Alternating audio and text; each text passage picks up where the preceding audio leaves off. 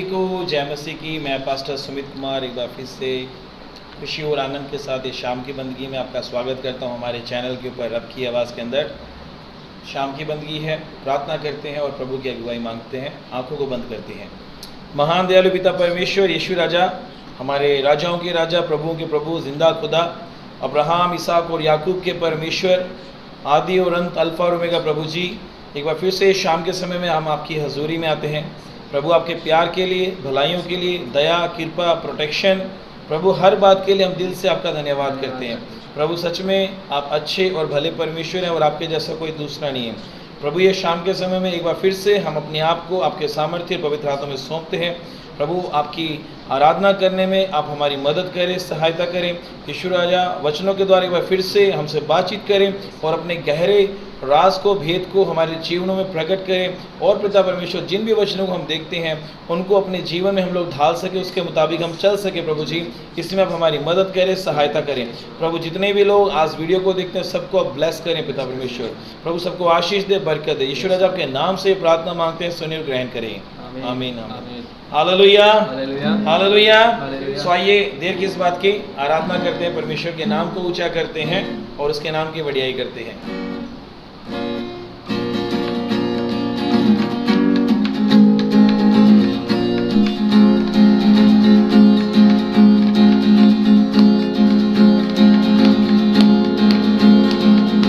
पूर्वी हवाएं जब चलती हैं खुश्क ज़मीं हो जाती है।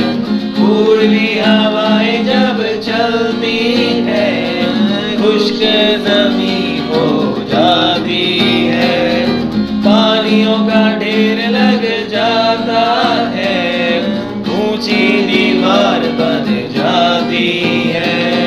पानियों का ढेर लग जाता है, ऊंची दीवार बन जाती है। डरो मत, चुपचाप खड़े रहो, खुदा की रज़ात के काम देखो। डरो मत, चुपचाप खड़े रहो, खुदा की रज़ात के काम देखो। खुदा की रज़ात के काम देखो, खुदा की रज़ात के काम देखो। चुपचाप तुम खड़े रहो, डरो मत, चुपचाप खड़े रहो, खुदा की रज़ात के काम देखो। डरो मत, चुपचाप खड़े रहो, खुदा की रज़ात के काम देखो। वो ही पानी जो डराता था और रास्ता भी न देता था, वो ही पानी जो डराता था और रास्ता भी न देता था। हुक्मे खुदा से वो ही पानी बस मुर्दा हो बैठा था। हुक्मे खुदा से वो ही पानी बस मुर्दा हो रहता था। डरो मत, चुपचाप खड़े रहो, खुदा की रज़ात के काम देखो। डरो मत, चुपचाप खड़े रहो, खुदा की रज़ात के काम देखो। खुदा की रज़ात के काम देखो, खुदा की रज़ात के काम देखो। चुपचाप तुम खड़े रहो, डरो मत, चुपचाप खड़े रहो, खुदा की रज़ात के काम देखो। डरो मत, चुपचाप खड़े रहो, खुदा की रज़ात के काम देखो। डरो मत, चुपचाप खड़े रहो, खुदा की रज़ात के काम देखो। खुदा की रज़ात के काम देखो, खुदा की रज़ात के काम देखो। सभी को जय मसीह की। हमारी नई सीरीज हीरोज ऑफ फेथ के अंदर आप सबका स्वागत है। कल हम लोगों ने एक कैरेक्टर के ऊपर बात की थी, नूह के ऊपर, नूह के परिवार के ऊपर बात की थी। और ये सीरीज़ सच में बहुत अच्छी सीरीज़ है। हमने पैराबल्स को देखा था, एक सीरीज़ में लिया था, उसके बाद स्टेटमेंट ऑफ आई जो यीशु मसीह ने बोला था एक सीक्वेंस में लिया था। अब जब हीरोज़ ऑफ फेथ की बात आई तो मैंने सोचा इसे भी सीक्वेंस में लेते हैं। तो नूह के बाद अब्राहम, अब्राहम के बाद यूसुफ, ये सारे कैरेक्टर्स आए थे। लेकिन इसलिए मैंने क्या किया, आज कैरेक्टर चेंज कर दिया। अब्राहम को नहीं लिया, यूसुफ को नहीं लिया, क्योंकि पिछले दिनों में कहीं ना कहीं मैंने उनको टच किया था संडे के वर्शिप के अंदर। तो इसको मैं एंड में लेके आऊँगा, कुछ नया उसके उनके जीवनों से, उनके विश्वास से सीखने के लिए। तब तक हम 2 को स्किप करेंगे, आगे चलते हैं निर्गमन की पुस्तक के अंदर। अब जब निर्गमन की पुस्तक का नाम आता है, सब जानते हैं निर्गमन से किसकी स्टोरी शुरू हो जाती है और कब तक वो चलती है करके। मैं बात कर रहा हूँ मूसस के बारे में। वो आपको आज के टॉपिक में भी पता चल गया होगा, मूसस हीरोज़ ऑफ फेथ के अंदर आया है। और जब मूसस की बात हमारे जहन में आती है, हमारे मन में आती है, आपको मालूम है मन में क्या चलने लग जाता है? सबके मन में एक ही बात चलती है, लाल समुंदर। सबसे पहले जब मूसस की बात आती है हमारे मन में क्या चलता है? लाल समुंदर। थोड़ा और अगर सोचे मूसस के बारे में तो हमारे सामने क्या आ जाता है? मिस्र के बारे में आ जाता है, मिस्र की गुलामी के बारे में आ जाता है, मिस्र के ऊपर जो 10 विपत्तियाँ पड़ी थी उस चीज़ के बारे में आ जाता है। ये सारी बातें हमारे मन के अंदर चलने लग जाती है जब कभी भी हम मूसा के बारे में सोचते हैं। जबकि मूसा एक ऐसा कैरेक्टर है बाइबल के अंदर, मूसस एक ऐसा कैरेक्टर है, एक ऐसा पात्र है। अगर मुझे कोई बोले ना कि आपको 1 साल के लिए मूसा के ऊपर ही प्रचार करना है, मैं खुशी खुशी कर दूंगा। इतना बड़ा, इतना वास्ट मतलब उसका कैरेक्टर है। हम जानते हैं पहले 5 पुस्तक उसी ने लिखी हुई है। जो तोड़ा है, जिसको हम तोड़ा बोलते हैं, वो उसी ने लिखी है। तो मूसा एक ऐसा कैरेक्टर है जिसके ऊपर मुझे 1 साल भी प्रचार करना पड़े, मैं खुशी खुशी करने के लिए, क्योंकि उसके जीवन से हम बहुत कुछ सीख सकते हैं।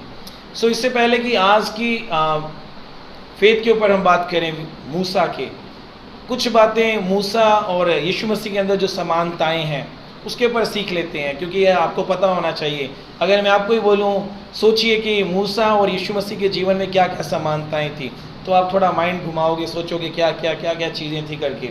मैं अक्सर जब अकेले में होता हूँ ऐसे कुछ ना कुछ अपने मन में सोचता रहता हूँ। सो जब मैं इन चीज़ों के ऊपर सोच रहा था, मेरे सामने बहुत सारी बातें थी, लेकिन मैं आपके सामने कुछ ही बातें लेके आ रहा हूँ मूसा और यीशु मसीह के बारे में, क्योंकि मूसस को परछाई कहा गया, यीशु मसीह की परछाई कहा गया है। तो इन दोनों के जीवन में क्या सिमिलैरिटीज़ थी, यानी एक समानताएं क्या थी, वो देख लेते हैं। पहली जो सिमिलैरिटी मैं देखता हूँ इनके जीवन को पैदा होते ही थी, दोनों के पैदा होते ही। जब मूसा पैदा हो रहा है, राजा का आज्ञा जितने भी लड़के पैदा हो रहे हैं मार दिए जाएं। यीशु मसीह के टाइम भी यही था, जब लड़के पैदा हो रहे हैं उनको भी यही आज्ञा मिली थी राजा की ओर से, मार दिए जाएं करके। वहाँ पर फिरौन आज्ञा दे रहा है, वहाँ पर राजा आज्ञा दे रहा है, दोनों तरफ एक ही सिचुएशन है। जितने लड़के पैदा हो रहे हैं वो क्या हो रहे हैं? मार दिए जा रहे हैं। और क्या समानताएं हैं वहाँ देखते हैं कि मूसा को एक टास्क मिला, एक काम मिला प्रभु की ओर से, कि जो गुलामी के अंदर लोग हैं, 400 साल से गुलामी के अंदर थे, उस गुलामी से निकाल के वादा किए हुए देश के अंदर लेके जाना है, जो प्रॉमिस लैंड है वहाँ पर लेके जाना है। और वहाँ तक वो लेके भी जाता है, गुलामी से छुड़ाकर वहाँ तक। ठीक वैसे ही यीशु मसीह के बारे में देखते हैं। यीशु मसीह हमारे उद्धार के लिए, हमारी मुक्ति के लिए, इंसानियत के लिए इस दुनिया में आए। कहाँ से छुड़ाने के लिए? हमें पाप की गुलामी में से छुड़ाने के लिए। और कहाँ लेके जाने के लिए? स्वर्ग को लेके जाने के लिए यीशु मसीह इस दुनिया के अंदर है। ये एक सिमिलैरिटी है, हम इन दोनों कैरेक्टर्स के अंदर देख सकते हैं। और क्या सिमिलैरिटी है? हम देखते हैं मूसा 40 साल तक, मूसा 40 साल तक कहाँ रहा? मिघान देश के अंदर रहा, मीडियन देश के अंदर रहा, जहाँ पर वो मेच्योर हो रहा था विश्वास के अंदर, उसके अंदर बढ़ रहा था। और 40 क्या देखा जाए, मूसा 40 दिन तक परमेश्वर के साथ माउंट सीनै के ऊपर, यानी सीनै पर्वत के ऊपर दिन रात वो ऊपर क्या कर रहा है? परमेश्वर के साथ बातचीत कर रहा है। और क्या है, वो 40 साल तक इजरायली लोगों को जंगल में लेके घूम रहा है, 40 ऐसे चल रहा है। और क्या है 40? हाँ जी, वैसे अगर यीशु मसीह को देखें, हम यीशु मसीह की बात करें, 40 के ऊपर बात आ जाती है, तो यीशु मसीह ने अपनी मिनिस्ट्री को शुरू करने से पहले, यानी सेवा शुरू करने से पहले 40 दिन तक वो जंगल के अंदर थे। फिर 40 कहाँ पे आया था? यीशु मसीह जी उठने के बाद भी 40 दिन तक इस पृथ्वी के ऊपर रहे। ये एक सिमिलैरिटी है। और क्या सिमिलैरिटी आती है? मूसा ने जंगल के अंदर प्रार्थना की, जब वो लोग भूखे थे, कुछ खाने के लिए नहीं था, तो परमेश्वर ने जंगल से मन्ना बरसाया और उनको खाना दिया। वहाँ पर यीशु मसीह ने क्या किया? 5 रोटियों के साथ 2 मछलियों के साथ क्या कर दिया? 5000 लोगों को खाना खिला दिया। Hallelujah, hallelujah. और एक और जो चीज़ देखते सिमिलैरिटीज बहुत है, लेकिन कुछ ही मैं आपको बताऊंगा। मूसा का जब पहली बार परमेश्वर के साथ बातचीत हुई, यानी आमना सामना, यानी एनकाउंटर जिसको बोल सकते हैं, जब वो भेड़ों को चरा रहा था मिघान देश के अंदर, एक झाड़ी के अंदर से जहाँ पर आग लगी हुई थी, वो झाड़ी जल तो रही थी लेकिन उसके अंदर उसकी राख नहीं बन रही थी, वो वैसी की वैसी थी। परमेश्वर ने एक झाड़ी के अंदर से उसको दर्शन दिया, एक आग के अंदर से दर्शन दिया। उसके बाद वो काम के लिए निकला, जो प्रभु ने उसको काम दिया, जो टास्क दिया, उस काम के लिए वो निकला। यीशु मसीह के बारे में देखते हैं, जब यूहन्ना ने यीशु मसीह को बपतिस्मा दे दिया और जैसे ही वो बपतिस्मा लेके बाहर आए यीशु मसीह, लिखा स्वर्ग खुल गया, ऊपर से एक आवाज़ आई, ये मेरा प्रिय पुत्र है। और उसी समय लिखा हुआ है कि पवित्र आत्मा कबूतर के रूप के अंदर उसके ऊपर आके, यीशु मसीह के ऊपर आके ठहर गया। हम जानते हैं आग भी जो है पवित्र आत्मा को दर्शाता है। तो ये सिमिलैरिटीज़ हैं। अगर और भी बहुत सारे बोले तो बैठकर बहुत सारी सिमिलैरिटीज़ के ऊपर हम लोग बातचीत कर सकते हैं, लेकिन मैं कुछ ही चाहता था कि आपके माइंड में होना चाहिए कि ये इसको यीशु मसीह की परछाई क्यों कहा जाता है, कि इसके अंदर क्या है। और एक याद आ रहा है, वैसे तो बहुत सारे, लेकिन एक वो जैसे मूसा क्या कर रहा था, जब इजरायली लोगों ने क्या किया था, जब उन्होंने पाप कर दिया था, प्रभु की बात को नहीं माना, परमेश्वर के खिलाफ चले गए थे, परमेश्वर जब उन लोगों को मारना चाहता था तो मूसा बीच में आ गया कि मीडिएटर का काम किया, बिचौले का या मध्यस्थ का काम किया, और परमेश्वर को बोला, परमेश्वर प्रभु अगर सच में तो इन लोगों को मारना चाहते हैं ना, पहले मेरा नाम जीवन की पुस्तक में से निकाल दे। एक मीडिएटर का काम कर रहा है, यानी लोगों के लिए दुहाई दे रहा है। और इब्रानियों की पुस्तक में लिखा है हमारा एक मीडिएटर है, परमेश्वर और हमारे बीच में एक मीडिएटर है, वो है यीशु मसीह करके। हालेलुया। तो ये कुछ सिमिलैरिटीज है, इसलिए मूसा को फोरशैडो यानी परछाई कहा गया है यीशु मसीह के बारे में। आइए बात करते हैं। अभी पिछले दिनों में नूह के बारे में देखा, मैंने कहा नूह ने विश्वास किया, विश्वास के द्वारा उसने वो सारे काम किए जो परमेश्वर ने उसको बोले थे।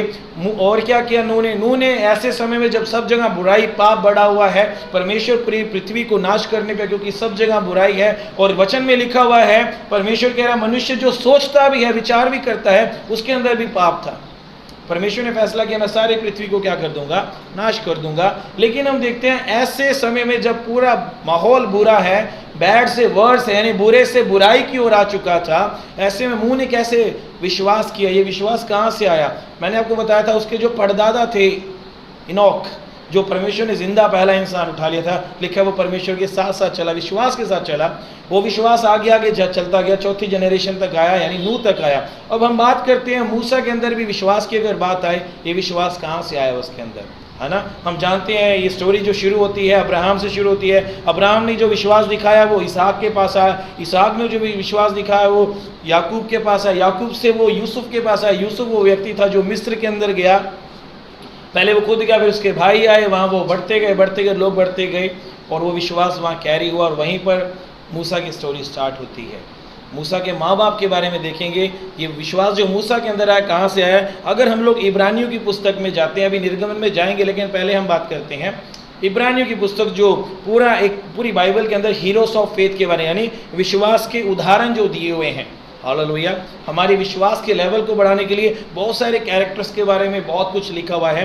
तो यहाँ पर हम पहले मूसा के माता पिता के बारे में देखते हैं। जब राजा का हुक्म हो चुका है मार देने के बारे में, और जितने भी लड़के पैदा उनको मार देने के बारे में, लेकिन मूसा के पेरेंट्स ने क्या किया देखते हैं। लिखा हुआ है 11 के 23 के अंदर, यानी इब्रानियों की पुस्तक उसके 11वें अध्याय के 23वें वचन में जाते हैं, वहाँ लिखा हुआ है विश्वास ही से मूसा के माता पिता ने उसको उत्पन्न होने के बाद 3 महीने तक, मूसा के पैदा होने के बाद 3 महीने तक छुपा रखा, क्योंकि उन्होंने देखा कि बालक सुंदर है और वे राजा की आज्ञा से ना डरे। हालेलुया। ये जो बाइबल के अंदर बहुत सारे हैं, देखना बहुत प्रकार का, यहाँ पे तो सिर्फ देखना लिखा हुआ है, लेकिन बाइबल के अकॉर्डिंग देखना भी अलग अलग प्रकार का है। एक पास्टर ने एक बार प्रचार किया, उन्होंने बताया बाइबल के अकॉर्डिंग एक इंसान 12 तरह से देखता है, अपनी आंखों से 12 तरीक़ों से वो देखता है, गुस्से से, प्यार से, दया से, गम से, आंसुओं से, मतलब इस तरह से। तो यहाँ पर तो सिर्फ लिखा हुआ कि उनके माता पिता ने जब देखा कि बालक सुंदर है, उस देखने के अंदर कुछ था, एक नूर था उसके ऊपर, एक परमेश्वर की कुछ चीज़ थी उसके अंदर जिसको देख के वो अट्रैक्ट हो गए और उन्होंने चाहा कि हम इस बालक को ना मारें, इस बालक को ना मारें। और वो लोग राजा के विरुद्ध चले गए और 3 महीने तक बच्चों को छुपा के रखा। यहाँ पर लेकिन कहानी कहाँ शुरू होती है, किस आधार के ऊपर उन लोगों ने 3 महीने तक बच्चे को छुपा के रखा मूसा को? यहाँ लिखा हुआ है विश्वास ही से। ये विश्वास कहाँ से आया? जो यूसुफ मिस्र के अंदर लेकर आया था, वो विश्वास लोगों के अंदर था। Hallelujah, hallelujah. अब आगे चलते हैं, थोड़ा सा आगे और चलेंगे। ये विश्वास देखते हैं, जैसे मैंने इनोक के बारे में बताया था, इनोक से विश्वास उसके आगे बच्चों के अंदर गया, नूह तक आया। वैसे ही यहाँ पर ये जो विश्वास हम देखते हैं पेरेंट्स के द्वारा बच्चों के अंदर आ रहा है। मूसा के बारे में देख रहे हैं, मूसा ने भी जब वो राज में, हम जानते सारी स्टोरी जानते अच्छी तरह से, मूसा के माँ बाप जब 3 महीने तक बचा के रखे, उसके बाद नहीं बचा, एक टोकरी बनाई, उसके अंदर मूसा को डाला, हम सब जानते हैं। और फिरौन की बेटी ने आके उसे उठा लिया, अपना लिया, उसे नाम दिया मूसा, यानी पानी से निकाला हुआ।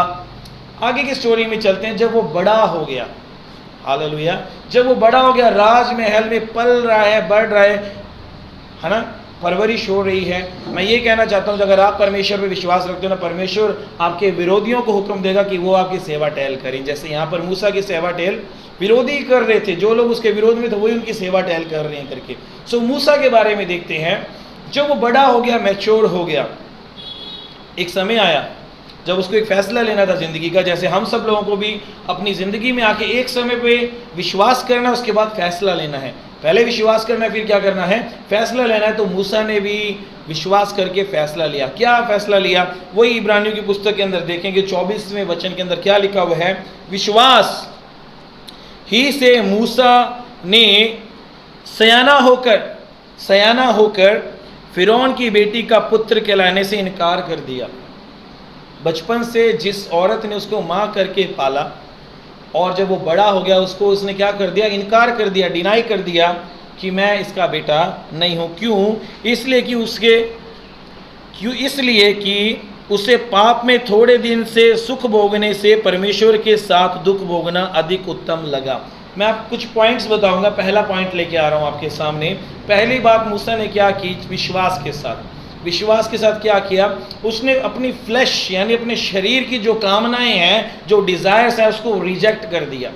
हालेलुया। विश्वास के साथ लिखा हुआ है, यहाँ पर हमने पढ़ा, विश्वास किया उसने पहले उसके फिरौन की बेटी का बेटा कहलाने से मना कर दिया। क्यों? वो सुख में नहीं रहना चाहता, वहाँ पर वो दुख झेलने के लिए तैयार है परमेश्वर के साथ रह के। किसी ने बोला है ना इंग्लिश में, बेटर इज लिटिल दैन, जिसके अंदर ग्रीड हो उसी से तो थोड़ा ही अच्छा है, जिसके अंदर खुशी हो करके। हालेलुया। अब यहाँ पर देख रहे हैं क्यों उसने मना कर दिया उसका बेटा कहलाने के लिए? क्योंकि वहाँ पर मिस्र के अंदर सबसे ज़्यादा जो बुराई थी वो थी मूर्ति पूजा। बहुत तरह की मूर्तियों की वो लोग पूजा करते थे, और वो क्या करते थे? जादू टोने बहुत ज़्यादा करते थे वहाँ पर। स्पिरिटिज्म यानी आत्माओं के, मतलब जादू टोने जितने भी होते हैं आत्मा को लेकर, वो सारे वहाँ पर करते थे। ऐसे में वो वहाँ रहकर उनका वो नहीं कहलाना चाहता, यानी वो इस मिस्री लोगों का नहीं कहलाना चाहता। उसने रिजेक्ट कर दिया कि मैं फिरौन की बेटी का बेटा हूँ करके। हालेलुया। उसने साफ मना कर दिया। उसके पीछे सीधा सीधा कारण ये था, चाहे वो एक रॉयल फैमिली से ही था, वो राजा का जो फैमिली वो रॉयल फैमिली है, उसने रिजेक्ट कर दिया, मैं उनका नहीं कहलाऊंगा। उसने दुख भोगना ज़्यादा उत्तम समझा, जैसे हमने वचन में भी पढ़ा 25वें, इसलिए कि उस पाप में थोड़े दिन सुख भोगने से परमेश्वर के लोगों के साथ दुख भोगना अधिक उत्तम लगा। हालेलुया। कुछ लोग सुख विलासों के लिए हर हद पार करके क्या करते हैं? पाप पे पाप करते हैं, क्योंकि उनको सुख विलास चाहिए, एंजॉयमेंट चाहिए। अगर वो फैमिली में से, एक रॉयल फैमिली में से आता है, तो परिवार को छोड़ने के लिए भी तैयार नहीं होते, क्योंकि उनको वो सुख विलास चाहिए। परमेश्वर के लिए बड़ा स्टेप नहीं लेते कभी भी। वो परमेश्वर के लिए फैमिली को नहीं छोड़ सकते, परमेश्वर के लिए बड़े कदम नहीं ले सकते। लेकिन मूसा की ज़िंदगी से देखते हैं, महल में रहते हुए भी, आलीशान कपड़े पहनते हुए, खाते हुए, वो सब कुछ उसने रिजेक्ट कर लिया। जब वो सियाना हो गया, हम लोग भी क्या अपनी बुद्धि के अंदर सियाने होकर जब एक समय आता है, विश्वास जब करते हैं यीशु मसीह के ऊपर, क्या परमेश्वर के लिए फैसले लेते हैं, चाहे उसके अंदर हमारी हानि क्यों ना हो, हमारा नुकसान ही क्यों ना हो। हालेलुया। ये थोड़ा लोगों के लिए मुश्किल हो जाता है कि वो परमेश्वर के लिए फैसले लें। दूसरी बात, परमेश्वर की सेवा करने के लिए, विश्वास के साथ वो सेवा करने के लिए भी तैयार हो गया। पर हम जानते हैं, अगर निर्गमन की पुस्तक में जाते हैं, वहाँ परमेश्वर ने उसको सेवा के लिए बुलाया गया। 26वें वचन में देखते हैं, वहाँ पर क्या लिखा हुआ है? इब्रानियों 11 उसके 26वें वचन में क्या लिखा मैं पढ़ूंगा। उसने मसीह के कारण, सुन लीजिए, उसने मसीह के कारण निंदित होने को मिस्र के भंडार से बड़ा धन समझा, क्योंकि उसकी आंखें फल पाने की ओर लगी थी। हालेलुया। और यहाँ देख रहे हैं उसकी आंखें कहाँ लगी हुई? इनाम की ओर लगी हुई, परमेश्वर की ओर। अब हम सब जानते हैं परमेश्वर, अगर हम परमेश्वर के कामों को करते हैं तो परमेश्वर हमें रिवॉर्ड भी देता है। जानते, एक बार चेलों ने बोला, यीशु मसीह ने बोला, जो अपने माँ बाप का इनकार नहीं करता, अपने भाई बहनों का, पत्नी का, बच्चों का इनकार नहीं करता, मेरे काम के लायक नहीं है वो, मेरे स्वर्गराज के लिए। तो चेलों ने आके बोला, हमने तेरे खातिर अपने परिवार को छोड़ा है करके, तेरे खातिर हमने अपने घर परिवार को छोड़ दे। प्रभु यीशु मसीह ने बोला, तुम्हारे लिए स्वर्ग में क्या है? बड़ा इनाम है। ये इनाम मूसा भी उम्मीद कर रहा था कि मैं राजमहल को, घर बार को सब छोड़ के वो इनाम पाने के लिए, प्रभु की सेवा के लिए आगे आ रहा है। अब बात आई थी, जब सेवा के लिए इसको बुलाया गया, हम सब जानते हैं ये डरा हुआ था, घबराया हुआ था। फिर ऐसे में सेवा कैसे करना चाहता है वो? जब डरा हुआ है, घबराया, हम लोग बोलते हैं ना, जब उसका इनकाउंटर पहली बारी परमेश्वर के साथ हुआ, उसने डरी हुई बात की, घबराई हुई बात की, तो ऐसे में वो सेवा कैसे करेगा? लेकिन कभी हम अपने मन में ये नहीं सोचते इसने ऐसे क्यों बोला परमेश्वर को। अगर निर्गमन की पुस्तक में जाते हैं, उसे 3 अध्याय के अंदर, जब उसको परमेश्वर के साथ बातचीत चल रही है, पूरा वो चैप्टर के अंदर हम देखते हैं परमेश्वर द्वारा मूसा का उंघांग, वहाँ पर अगर हम 11वें वचन में जाते हैं तो मूसा एक्सक्यूज दे रहा है, डरा हुआ है, वो सेवा करने के लिए लेकिन डरा हुआ। लेकिन वो परमेश्वर को क्या बोल रहा है? परंतु मूसा ने परमेश्वर से कहा, मैं कौन हूँ?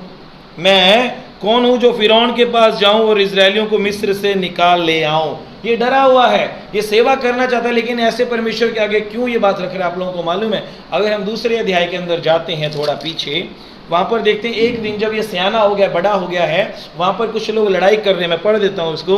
ऐसा हुआ जब मूसा जवान हुआ और बाहर अपने भाई बंधुओं के पास जाकर उनके दुखों पर दृष्टि करने लगा, तब उसने देखा कि एक मिस्री उन पर एक इब्री भाई को मार रहा है। उसने इधर उधर देखा कि कोई नहीं है, तो उस मिस्री को मार डाला और बालू में छिपा दिया।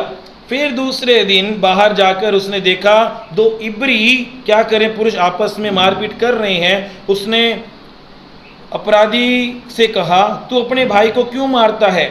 उसने कहा, किसने तुझे हम लोगों पर हाकिम और न्यायी ठहराया? जिस भांति तूने मिस्री को घात किया, क्या उसी भांति तू मुझे भी घात करना चाहता है? तब मूसा ये सोचकर डर गया, निश्चय वह बात खुल गई है।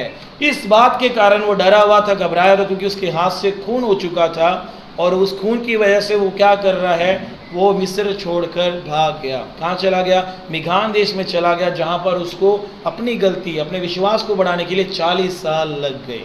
हालेलुया। इस डर की वजह से जब परमेश्वर के साथ उसका एनकाउंटर हो रहा है, परमेश्वर उसको अपनी सेवा के लिए इस्तेमाल करना चाहता है, उसके मन में अभी भी मिस्र को याद करके क्या आ रहा है? डर आ रहा है। हालेलुया।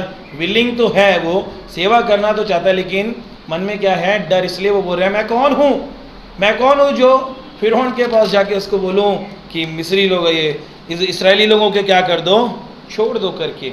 Hallelujah, hallelujah. लेकिन हम देखते हैं इस एनकाउंटर के बाद जब परमेश्वर उसको अपनी सारी बात बोल रहा है, परमेश्वर उसको कुछ उसके डिसीजन को, उसके अंदर से डर निकालने के लिए, जैसे हम देखते हैं बाइबल के अंदर बार बार लिखा हुआ है, परमेश्वर हमें बार बार कहता है, डरो मत, डरो मत, डरो मत। और जब ये पिछले दिनों में गुड फ्राइडे आया था तब भी, और रिजरेक्शन संडे वाले दिन मैंने एक प्रचार किया था, एक नया प्रचार किया था। मैंने बोला था, जब चेले डरे हुए थे, घबराए हुए थे, कमरे के अंदर थे, जब यीशु मसीह जी उठकर आ गए थे ना, यीशु मसीह ने पहली बात क्या बोली थी उनको?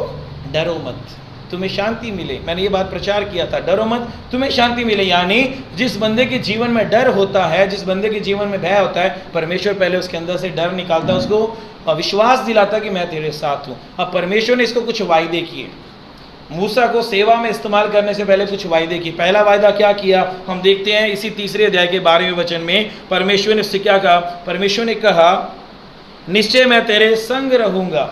उसका डर दूर करने के लिए, क्योंकि वो अकेला है, परमेश्वर क्या बोल रहा है? मैं तेरे संग रहूँगा। ये दूसरे पॉइंट के अंदर मैं आपको बता रहा हूँ परमेश्वर उसको क्या क्या वायदे कर रहा है। पहला वायदा कर रहा है, मैं तेरे संग रहूँगा, तू जा, मैं तेरे साथ हूँ करके। तीसरे वायदा क्या परमेश्वर ने उससे किया? 14वें वचन के अंदर परमेश्वर ने मूसा से कहा, मैं जो हूँ सो हूँ। फिर उसने कहा, अब परमेश्वर क्या बता रहा है उसको? मैं जब तेरे साथ जा रहा हूँ, जो मैं चाहता हूँ मैं वहाँ पर तेरे लिए बनूंगा। जब तू मिस्र में जा रहा है, जैसा मैं चाहूंगा वैसे वहां पर क्या करूंगा, बनूंगा। दूसरा वायदा उसको किया। तीसरा वायदा परमेश्वर ने उसको क्या किया, चौथे अध्याय के दूसरे से 5वें वचन में देखेंगे, वहां लिखा हुआ है, यहोवा ने उससे कहा तेरा हाथ में वो क्या है, तेरे हाथ में वह क्या है करके। वह बोला लाठी। उसने कहा उसे भूमि पर डाल दे। जब उसने उसे भूमि पर डाला तो वह सांप बन गई और मूसा उसके सामने से भागा। तब यहोवा ने मूसा से कहा हाथ बढ़ाकर उसके पूंछ पकड़ ले, ताकि वे लोग विश्वास करें कि तुम्हारे पितरों के परमेश्वर अर्थात अब्राहम के परमेश्वर, इसहाक के परमेश्वर और याकूब के परमेश्वर यहोवा ने तुझे दर्शन दिया है। जब उसने हाथ बढ़ाकर उसे पकड़ा तो वह उसके हाथ में फिर लाठी बन गई। मतलब क्या इस बात का, इसका मतलब ये है, तीसरा जो वायदा परमेश्वर ने उसके साथ किया वो ये, परमेश्वर उसको सामर्थ्य दे के भेज रहा है, अपनी सामर्थ्य दे के भेज रहा है कि सच में परमेश्वर ने उसको भेजा है वो उन लोगों को साबित कर सके। परमेश्वर ने उसको सामर्थ्य दे के भेजा उन लोगों को साबित कर सके सच में परमेश्वर ने ही उनको भेजा है। जब कभी परमेश्वर हमको चुनता है सेवा के लिए, सच में वो हमें भी सामर्थ्य देता है और लोगों को साबित करता है सच में परमेश्वर ने ही हमें भेजा है। चौथा वायदा परमेश्वर ने क्या किया, मूसा को, हालेलुया। परमेश्वर ने चौथे अध्याय के 14 से 16 वचन में जब उसने बोला मैं तो भद्दा हूँ बोलने में, क्या बोल रहा है वो, भद्दा हूँ बोलने में, परमेश्वर ने उसको क्या बोला, अगर चौथे अध्याय के 14वें वचन से पढ़ते हैं, तब यहोवा का कोप मूसा पर बढ़कर उसने कहा क्या तेरा भाई लेवी हारून नहीं है? मुझे निश्चय है कि वह बोलने में निपुण है और वह तुझसे भेंट के लिए निकल आता है और तुझे देखकर मन में आनंदित होगा। इसलिए तो उससे ये बातें सिखाना और मैं उसके मुख के संग और तेरे मुख के संग होकर जो कुछ करना होगा तुझको सिखलाता जाऊंगा। यानी परमेश्वर ने उसके लिए एक ऐसे बंदे का इंतज़ाम किया जो उसके लिए क्या कर सके, राजा से, फिरौन से जाके बातचीत कर सके। अब इसमें सीखने के लिए क्या बात है भाई और बहनों, जब कभी परमेश्वर हमको सेवा के लिए चुनता है हमें भी कुछ वायदे करता है। जो परमेश्वर ने मुझे भी सेवा के लिए बुलाया था, बुलाहट दी थी, तो पहले मैं उस बुलाहट को समझ नहीं पाया क्योंकि पवित्र आत्मा ट्रेन के अंदर 3 बार एक ही वचन से मुझसे बात कर रहा था। पहले ट्रेन में, फिर पास्टर के घर में जब मैं रात को पर्सनल प्रेयर कर रहा था, एक ही वचन ने जब मुझे बार बार वचन ने टच किया तो अगले दिन जब पास्टर से लेकर उन्होंने बोला प्रभु ने आपको सेवा के लिए बुलाया। लेकिन जब सेवा में उतरा मैं, तब प्रभु ने कुछ वायदे दिए कि मैं तेरे लिए ऐसा ऐसा करूँगा। और मैं देख रहा हूँ अपनी ज़िंदगी प्रभु वो सारे वायदे अपने समय पर पूरे भी कर रहा है। हालेलुया। सो परमेश्वर जब कभी भी किसी को सेवा के लिए बुलाता है, डरिए नहीं, प्रभु आपको भी कुछ वायदे देता है और वायदों को पूरा भी करता है। तीसरी बात जो हम इससे सीखते हैं, है ना, वो ये बात है, अक्सर जब हमें कोई टास्क मिलता है, कोई काम करने के लिए बोलता है, सेवा करने के लिए मिलता है, हमारे अंदर क्या आता है, हम हालातों को, परिस्थितियों को, चीज़ों को, इंसान को देखकर डर जाते हैं। हालेलुया। सोच के देखिए, जब पास्टर भी कई बार कोई जिम्मेवारियां दे देते हैं हमें चर्च के अंदर, यानी मैं ही दे देता हूँ या कोई और पास्टर भी दे देते हैं, आप लोग डर जाते हो, नहीं डर जाते हो? इवन कि किसी को बोल दूँ प्रार्थना करो, पहले वो डर जाता है, मैं कैसे प्रार्थना करूँ। अगर किसी को बोलते हैं आराधना करो, वो डर जाता है। अगर मैं बोलूँगा भाई प्रभु ने तुझे सेवा के लिए बुलाया है, तुझे सेवा करनी है, वो डर जाता है। ये हमारा एक ह्यूमन ऐसा ही है, मतलब मेंटल ऐसे ही हमारा है, मन हमारा ऐसा ही, हम लोग डर जाते हैं जल्दी से। लेकिन मूसा के अंदर देखते हैं, जब प्रभु ने इसको वायदे कर दिए, ये डरा नहीं, ये फिरौन से डरा नहीं, ये बिना डर के वहाँ पर गया। Hallelujah, hallelujah. पहले ये डर गया था जब ये प्रभु के साथ इसका इनकाउंटर नहीं हुआ, यानी प्रभु को जानने से पहले, जब जवानी में जब वो महल के अंदर था तब तो ये डर गया था। लेकिन जब प्रभु के साथ इसका इनकाउंटर हो गया, प्रभु ने इसको वायदे दे दिए, सामर्थ्य दे दी, शक्ति दे दी, अब ये डट के क्या कर रहा है, फिरौन के पास जा रहा है। क्या बोलता है, फिरौन सुन, परमेश्वर यूँ कहता है मेरे लोगों को वो जाने दे कि वो जंगल में जाके मेरे लिए क्या कर सके, पर्व कर सके, मेरे लिए भेंट चढ़ा सके, मेरे लिए बलि चढ़ा सके। हालेलुया। डर दूर हो गया। डर दूर हुआ इसलिए इसने क्या कर दिया, हालेलुया, क्या कर दिया इसने, ये जाकर वहाँ पर दिलेरी के साथ राजा के सामने बात कर रहा है। और वहाँ पर हम देख रहे हैं 10 विपत्तियाँ जो आ रही हैं। वो बंदा, वो राजा अपना मन कठोर कर रहा है बार बार, और प्रभु वहाँ पर अपने बड़े काम कर रहा है। हम पढ़ते हैं बाइबल के अंदर, परमेश्वर ने उसका मन कठोर किया। क्यों कठोर किया? क्योंकि वो सोचता जो काम ये कर लेते हैं वो मैं भी कर रहा हूँ, क्योंकि वो अपने आप में रब वो भी समझता था, वो अपने आप को रब समझता था, परमेश्वर को साबित करना चाहता था, मैं जो हूँ सो हूँ करके। हालेलुया। और वहाँ प्रभु ने बड़े बड़े काम किए, क्योंकि वो राजा सोचता था जो ये काम मूसा करता है वो शायद मेरे जादूगर और मेरे लोग भी कर सकते हैं, लेकिन प्रभु वहाँ पर साबित कर रहा था जो मैं हूँ सो हूँ, मेरे जैसा कोई काम नहीं कर सकता। हालेलुया। प्रभु ने इसको सबक सिखाया, मूसा को सारे लेसन सिखाए और उसको क्या किया, भेजा मैदान के अंदर, सेवा के अंदर, और इसके अंदर से डर दूर हो गया। और हम क्या से सीख सकते हैं, हम देखते हैं एक ऐसा समय भी आया जब वो लाल समुंदर के सामने खड़े हैं, वहाँ लिखा हुआ है पीछे से फिरौन की सेना आ रही है और कोई रास्ता नहीं है जाने के लिए, आगे समुंदर है, पीछे सेना है। वहाँ पर भी देखते हैं वो डरा नहीं, है ना। वचन क्या कहता, उसने अगर उसके अंदर डर होता था वो घबरा के क्या बोलता, हो छुप जाना चाहिए, भाग जाना चाहिए, लड़ाई करनी चाहिए। लेकिन उसने क्या किया, क्योंकि उसके अंदर डर नहीं है। देखो मेरे भाई बहनों, एक बंदा जो खुद शांति के अंदर रहता है ना, दूसरे को शांति दे सकता है। जो बंदा खुद शांति से नहीं भरा वो दूसरे को शांति नहीं दे सकता। एक बंदा खुद आनंद में है तो दूसरे के अंदर आनंद भर कर सकता है, और जब खुद के अंदर आनंद नहीं, वो दूसरे के अंदर भी आनंद नहीं भर सकता। अब मूसा के अंदर डर नहीं है, इसलिए उसने लोगों को क्या बोला, इजरायली लोगों को 14वीं अध्याय के अंदर देखेंगे क्या बोला उसने। अभी हम लोगों ने गीत गाया था ना, आप लोगों ने देखा था स्टार्टिंग में क्या गीत गाया था हम लोगों ने, डरो मत चुपचाप खड़े रहो, है ना। अब ये बात जो परमेश्वर ने इसको बोल के भेजा था डरना नहीं करके, अब मूसा इतना फियरलेस हो गया कि वो किसी बात से नहीं डर रहा, राजा से नहीं डर रहा, पीछे सेना से नहीं डर रहा, आगे लाल समुद्र सामने है उससे भी नहीं डर रहा। उल्टा वो इजरायली लोगों को क्या बोल रहा है, ये 14 के 13वें वचन में मूसा ने क्या कहा, सुनिए। मूसा ने लोगों से कहा डरो मत। हालेलुया। जो पहले डर रहा था वो क्या कर रहा है, लोगों को डरो मत। हालेलुया। खड़े खड़े वह उद्धार का काम देखो जो यहोवा आज तुम्हारे लिए करेगा। ये है फेथ, ये है विश्वास।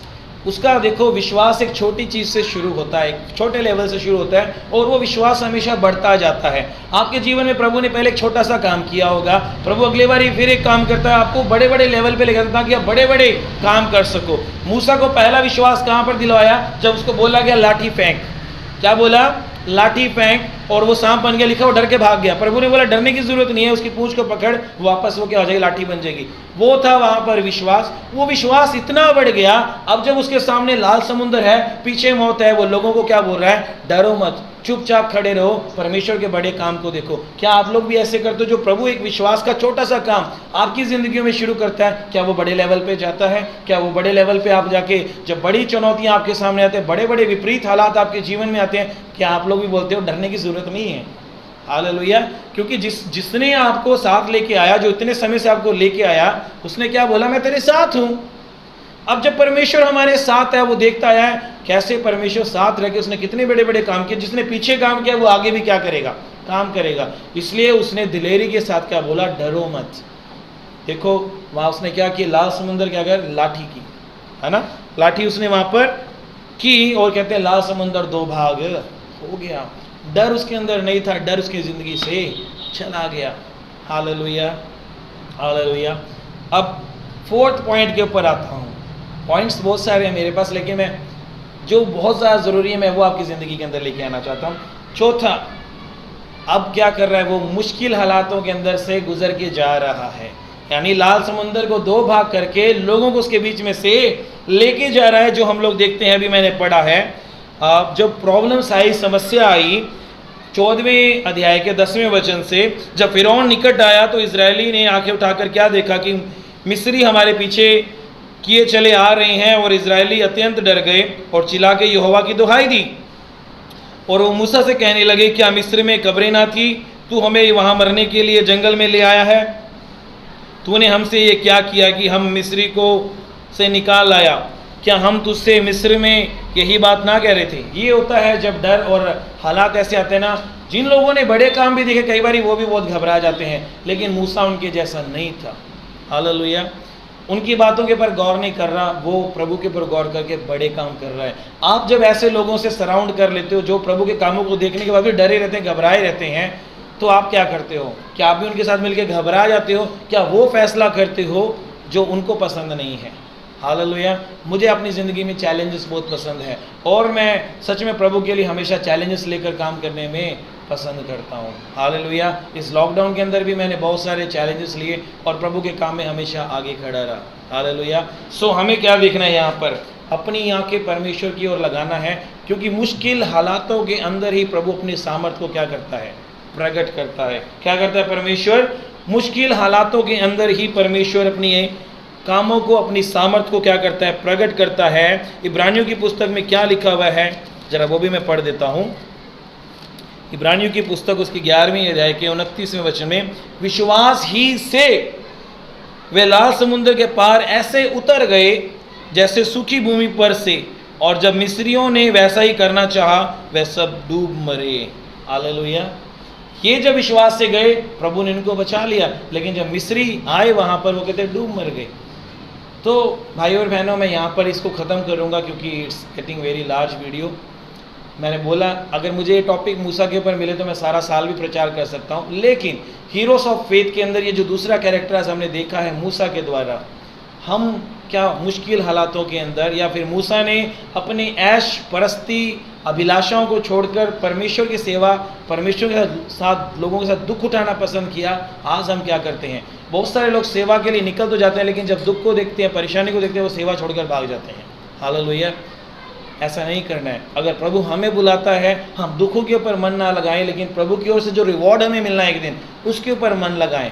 दूसरा देखते हैं, जब प्रभु हमें अपनी सेवा के लिए बुलाता है, हम कभी इनकार ना करें, उसके लिए अवेलेबल रहें, यानी उपस्थित रहें, और प्रभु हमें अपने प्रोमिसेस के साथ अपने काम के लिए भेजेगा। सो प्रभु आप सब लोगों को बरकत दे, आशीष दे। कल एक फिर नए कैरेक्टर के इसके साथ आऊँगा, और तब तक इस मूसा के कैरेक्टर को अपने जीवन में ढालिए, उसके अनुसार उसके इमिटेट कीजिए, यानी उसके विश्वास को दोहराइए, और जैसे उसने किया वैसे हम भी करें, और अपने विश्वास को क्या करें? बढ़ाएं। सो प्रभु आप सबको बरकत दे, आशीष दे। सभी को जय मसीह की।